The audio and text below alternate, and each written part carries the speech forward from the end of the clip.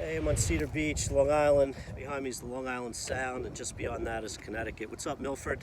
So I'm on this shame thing now, and I've just been thinking about how there were certain emotions that we could express, and it was okay, and then there were other emotions that we couldn't express.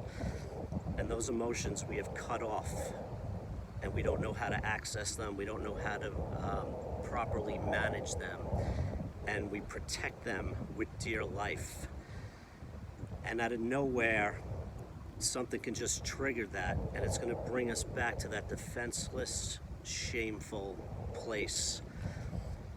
We need full access to all of our emotions, the full range of emotions. Think of your body as an emotion. All your emotions are in your body. And the arms are represented as, let's say, anger. So if you need to protect yourself and you don't have your anger, you can't use your arms, how are you going to do it? Well, you're going to find a way. You're going to use your legs, your head, your shoulders. You may scream and act like a crazy person. You may withdraw any number of ways until we find that we have full access to our emotions. We're not going to need to protect the places we don't have access to. There's a weakness, a vulnerability, and a shame to those emotions that we've cut off. And we keep them so far away from us.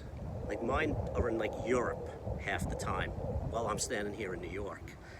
And as we get closer to them and things pull them closer and closer, I can feel the body. And then I just have to disengage and withdraw, and then go and back alone and build up that strength and see what it was that caused it and why, so that I never ever have to do it again. There's a freedom in having access to your emotions and being okay with them. This point in life, I have to learn how to do that, and that learning process continues every day. I wish I could be the guy that worked 9 to 5, went out on weekends, and didn't have a care in the world. I'm complex. I wish I wasn't as complex as I am, but I'm trying to simplify that complexity within me. And it gets easier.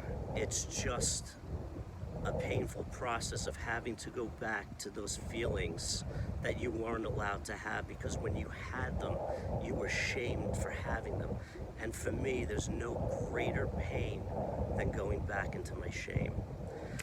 So that's it, a little quick one. It's a little windy, but the sun's out. I'm all about the weather, and this is the last week of summer here in New York, so I'm gonna, even though it's windy, I'm trying to soak up as much nature as I can.